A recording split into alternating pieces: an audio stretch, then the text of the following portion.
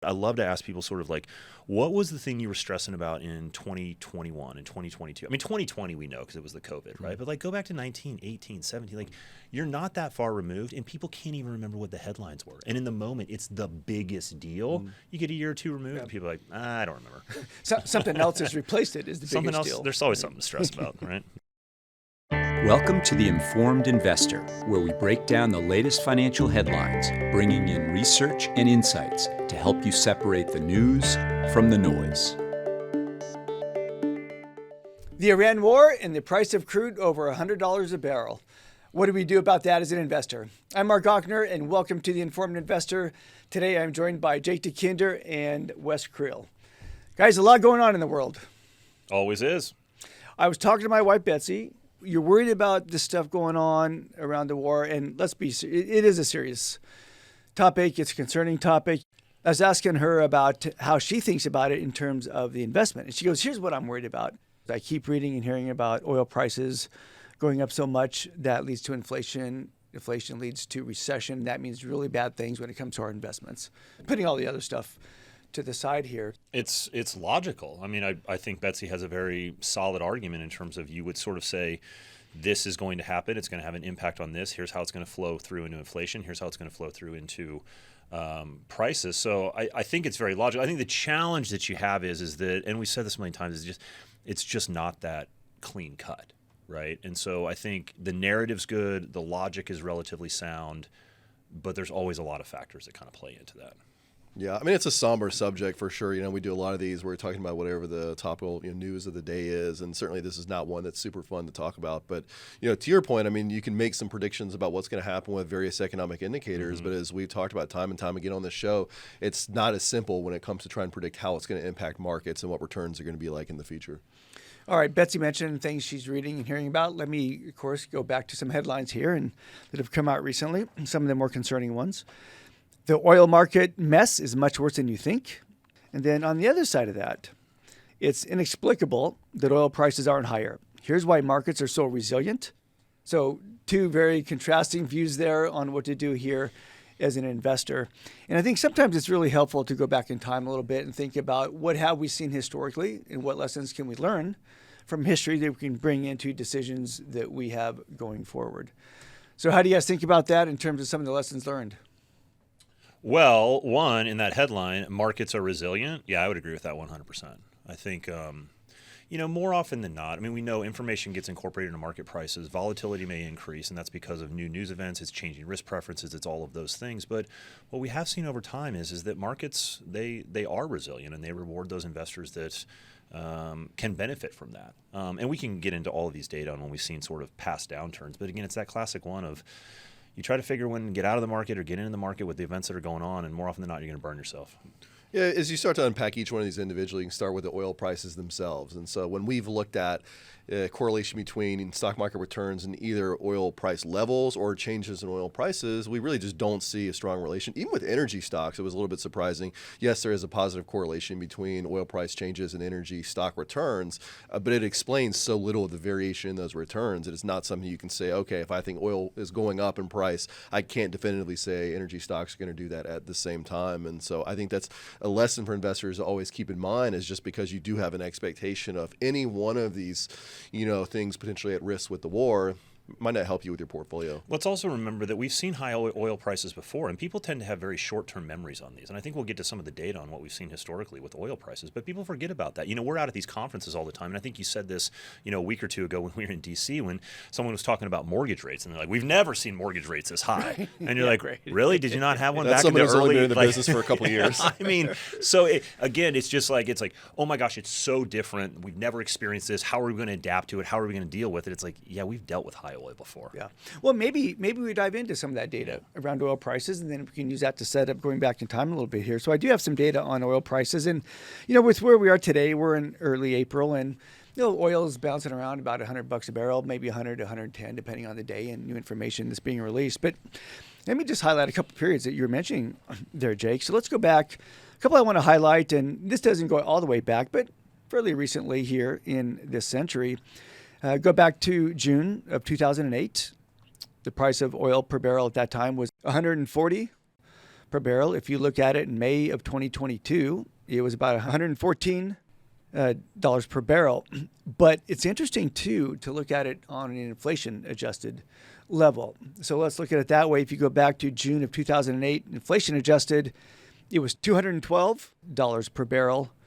May of 2022, $128 per barrel. So I highlight that just as, an investor out there reading headlines, oh my gosh, we're at $100 or $110. Just kind of put that in perspective sometimes from a historical perspective, and we're not even close to what we've seen when you adjust for inflation. But one other data point I want to highlight here, and this kind of gets back to what you were talking about, Wes, of, hey, this idea that even if I told you what was going to happen, it doesn't necessarily mean you know what the market's going to do. So I want to highlight a time period here, not too long ago, January of 2011 through August of 2014. The price of oil per barrel at that time period ranged between $79 per barrel to $113 per barrel. That's about a little over 3.5 years. It was just floating right around there. And somebody might say, well, if oil was that high over that time period, geez, that's concerning. That's pretty bad for, I would think, the stock market. So here's the stock market return, Russell 3000, from January 2011 through August of 2014. The annualized return was 15.9%. So 15.9%. A growth of $1. If you had $1 million at the beginning of that time period, it would have turned into 1.72 million. So again, this idea of, hey, we've been through some high oil prices before, and it actually was an incredibly good time period for market returns. Well, there's a difference between news that impacts markets and the circumstances through which markets are persevering. So this is the same thing we see with recessions, for example, where, the market might have a downturn at the start of the economic contraction, and then markets can still have positive returns during the course of the recession.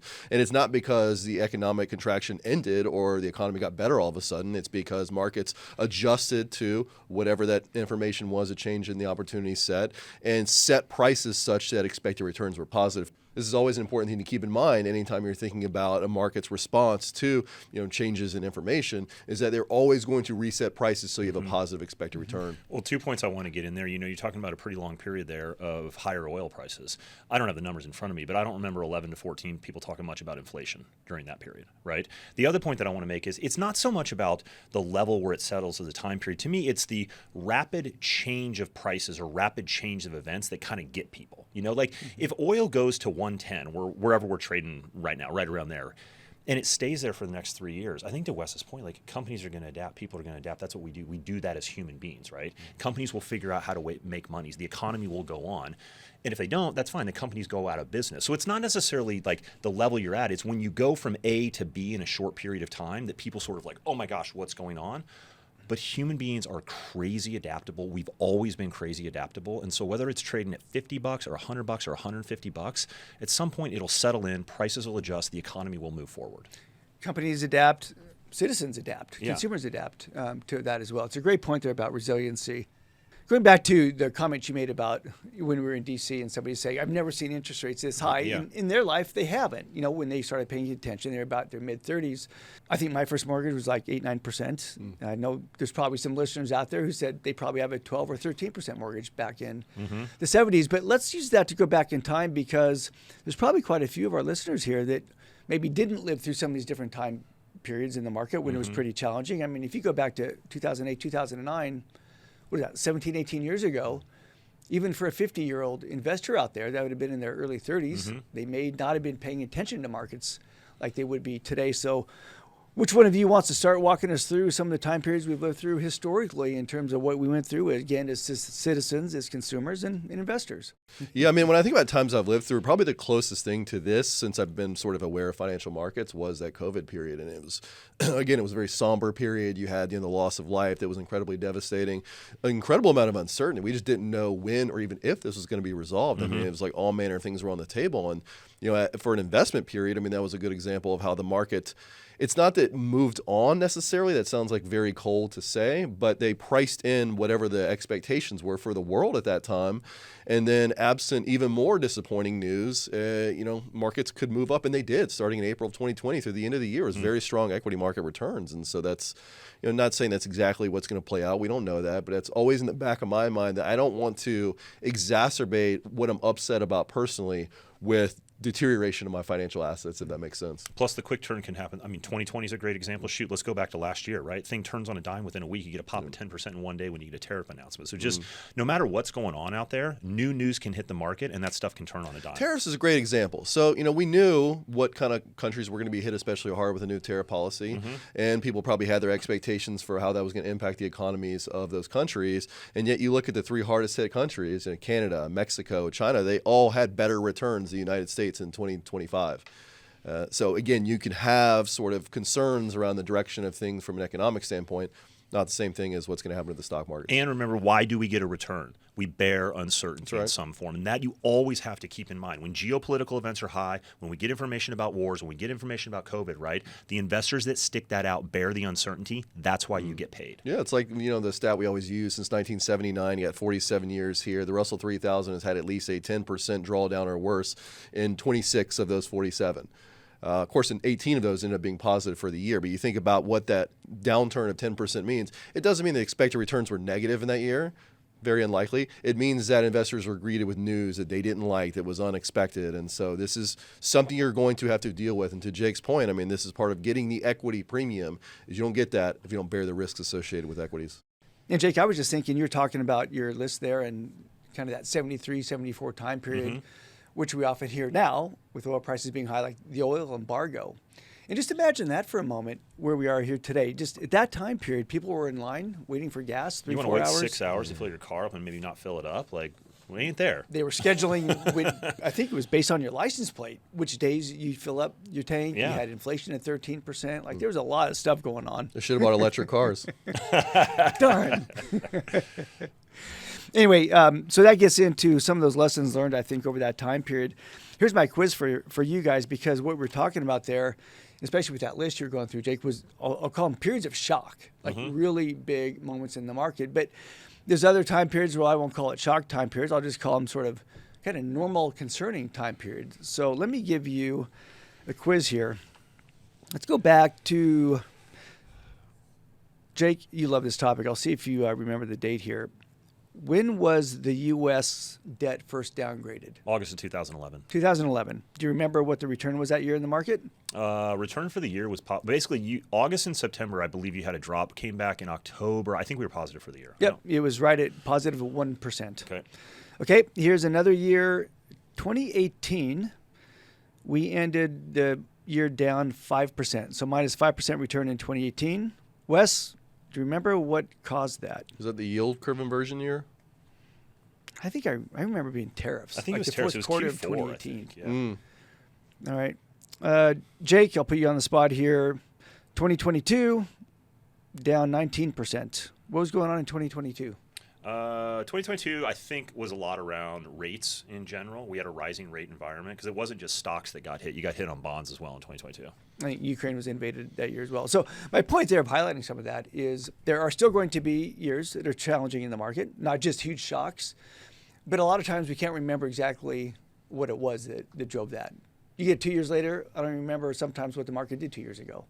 Oh, Right? I love so it's that. real in the moment. It's really challenging and emotional, but a couple years later, you kind of tend to forget. I love that point. Remember, we were talking earlier this week or maybe last week, and I said I love to ask people sort of like, what was the thing you were stressing about in 2021 and 2022? I mean, 2020 we know because it was the COVID, right? But like go back to 19, 18, 17. Like you're not that far removed, and people can't even remember what the headlines were. And in the moment, it's the biggest deal. You get a year or two removed, and people are like, I don't remember. Something else has replaced it is the Something biggest else. deal. There's always something to stress about, right? All right, let's go into, that's a little bit of a kind of a historical look back, which I think is important. Again, folks that may have not lived through some of those time periods to know those existed. And every, I'll say, challenging environment we get in, it's, well, is it different this time? And of course it is. It's always different this time. But let's talk about some of the things that are kind of going on right now. And I'm going to put you on the hot seat here. Yeah. Wes, did you have something you wanted to add first? Well, I was just going to mention, I think this is a good place to go because, we're big believers in using market proxies, like what information we can glean from market prices. And so it's helpful to look kind of what markets are telling us. And, one common indicator that people look to, the fear gauge, so to speak, the VIX index is it's above the median. It's a little bit elevated. I think it was around 26 or 27 the last couple of days, but down from its high back in March of over 31. So you look at that and say, okay, well, does this look like the market is bracing for the entire world to fall apart? doesn't really seem that dramatic. I mean, you compare that to Liberation Day, when I think it jumped up fairly high. Go back to the COVID period, it was the highest we'd ever seen, if memory serves, over 80 for the VIX index. So that's just some context for what we're seeing now. It doesn't seem particularly aggressive. Yeah, it's funny. Was chatting with David Booth, founder. And I love chatting with David because he's like, look, I get the fact that what we're going through right now is a really big deal, but he's like, let's go back to COVID. He's like, let's go back to 08, 09. Let's go back to 2000. Let's go back to 87. Let's go back to 73, 74. And he can remember all those times. And he's like, again, investors get so hyped up around these events, but he's like, we've had insanely challenging periods through time. It's back to the market resiliency, and it's back to the discipline of that's how you capture the long-term return. And going back to the market, and it's where you're going, is what does it tell us today about perhaps looking into the future? You decided from a VIX perspective, how's the market anticipating volatility going forward? What about inflation? Yeah, and that's another one. If you just look at the probability of Fed rate cuts, one of my favorite things to look at from the CME Group's Fed Watch tool at their website, and you can see they use Fed futures pricings to basically infer what the market thinks is the probability of different levels of federal funds rates at future meetings. And so if you look at the December meeting for 2026, and if you were to look at that probability of rates being lower in December than they were at the time back in beginning of March, it's like 96% likely. It was a slam dunk. Of course, they're going to be cutting rates. And then last time I checked, it's down to 16%. In fact, there's a non-zero chance that's attached to them raising rates by the end of the year. And so you think, okay, well, if one of the things that they are sensitive to that factors into their decision making is inflation, it does suggest that maybe some of those inflation concerns have been reignited. It's a good example, too, though, about how markets are constantly repricing everything. Yeah, that's why it's so hard to prices, predict all this stuff, right? Yeah. I mean, unless you can predict the news, which literally the definition of news is you can't predict it. It is new. I don't know why I just said that. I mean, it's just a really good example of why it's so challenging to outguess markets, just because something can come out of left field and influence market prices across the board. Shoot, look at the dot plot, right? You've literally got the people that are setting the short-term rates, and they sort of plot where they think the rates are going to be, and they can't even get it right. Right? And I'm not knocking them for that. It's to the point of you don't know what it's going to look like a month from now, 3 months from now, 6 months from now. And we mentioned inflation. I did take a look here before coming in. The break-even rate, so what the market's pricing in for expected inflation, the difference between a nominal and inflation-protected tip security, I think it was around 2.3% or so for the 2-year lookout. A 5-year lookout was about 2.5%. So again, the market's not anticipating today, with where we're at, all the known information today, any major increase in inflation. Yeah, the oil price futures, if you look at the term structure, so what's the price of those contracts at maturities out into the future, and last we checked, it was pricing in a decline for oil prices. So the takeaway there is, probably not going to stay here forever. Hey, one thing I want to get your thoughts on, talking about inflation. The media often talks about, oh, you're worried about inflation? Get yourself some gold. But gold's kind of been interesting. Gold had a rough March. Yeah. It was down more than 11% in March. And Bitcoin, it hadn't been particularly strong lately. I mean, it's funny, you hear about all these things that are supposed to be hedges for uncertainty in the world or for adverse states of the world. And then that adversity presents itself, and these assets, maybe aren't doing what people would have expected them to do. So that's why we always say, okay, what do you think is the appropriate role for this asset to play in your portfolio? Is it managing risk? Well, if you have something that you can't definitively say it's going to pay off adverse states of the world and it has high volatility, then maybe you want to revisit your assumptions that it's helping you manage risk. I want to go back to then some of the comments of accepting uncertainty. You were talking about that, Jake, and that's what investors have to do. And I'm going to put a little, I don't know, railing around that and call it long-term investors. So I go back to, I'm going to call this idea, let's just talk about some perspectives when it comes to markets. And one is being a long-term investor, you'd have to take the long term. I think some people might say, well, if I'm in stocks and I'm worried about what's happening in the next couple of years, maybe you're more focused on the short term and you got to have the mindset of long term. So I went back and looked at, if you look at rolling time periods in the market, going back to 1926, and I think this is the S&P 500 here, 5-year rolling time periods, there's been a positive return about 89% of the time. I think over 10 years, it's about 95% of the time. So again, it's putting your odds in your favor when you take that longer term perspective around stocks. Are there some other, perspectives as we think about markets going forward? You guys think it's always important for investors? I love what you said there about the long term. I mean, the way I look at it is, if you look at your money too often, like you just put yourself through this unnecessary pain. And you were quoting some S&P data. You know, one of the things I love to talk about some of the events that we put on is this concept of the years of pain you put yourself through. So if you look over the last 40 years and say, here's what I'm going to do. I'm going to look at my money every single day. And if my money's down, if basically the S&P's down on that day, I'm experiencing pain. If you total up all the days you're down over 40 years, in aggregate, you put yourself through 19 years of pain by looking at your money. But instead of if you don't look every day, but you look on the first of the month and then you total up all the months you're down, you put yourself through 14 years of pain in aggregate, right? By looking at, I mean, it's the same data. You just look less often. And then if instead you only look at your money once a year, like January 1st is literally the only time you check your balance, it's 7 years that you're down in the last 40 years. So you go from basically stressing out for 19 years in aggregate to 7 years of pain.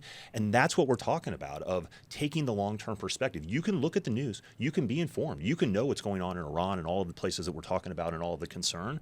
But when you look at the news and then you look at your money every single day, that's where you get yourself in trouble. I think what you described is a private equity approach to investing. It's just don't market to market very Just often. don't market to market. I didn't say we didn't believe in markets. Just don't look at your money.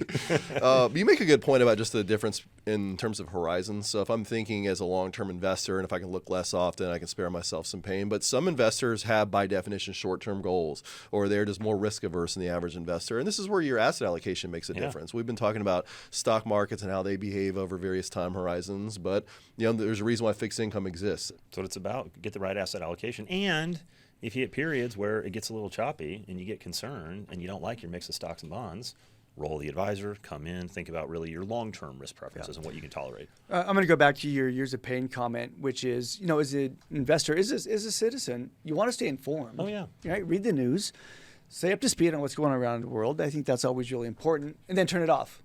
Right? Don't just keep dwelling on it and looking at your portfolio and everything that goes with that. And I want to read a quote here. This is from David Booth, again, our chairman of the firm, founder of Dimensional. Here, and I just love this line, and I'll get your guys' reaction to it. So here's from David. Being a long-term investor in a short-term world is emotionally and psychologically challenging. I just think that is a great line. It speaks to how it is tough emotionally. We are wired to look for patterns. We are wired as humans to avoid risk and avoid painful things, which, down markets are painful, right? But again, that's a long-term investor in a short-term world. Yeah, it's really tough to do, but I do love the comment there of, we get questions about elections, we get questions about geopolitical events, we get questions about what's going on in the world. And again, it doesn't mean you don't want to have opinions or be informed or all of that, right? It's that just be careful, letting it carry over to what you do with your investments and your allocation, all of those points. Hey, you were just telling me a conversation you were having with David about this idea of sort of your human capital, the compounding of that, and the compounding of investments. I think that'd be a great thing to roll out here.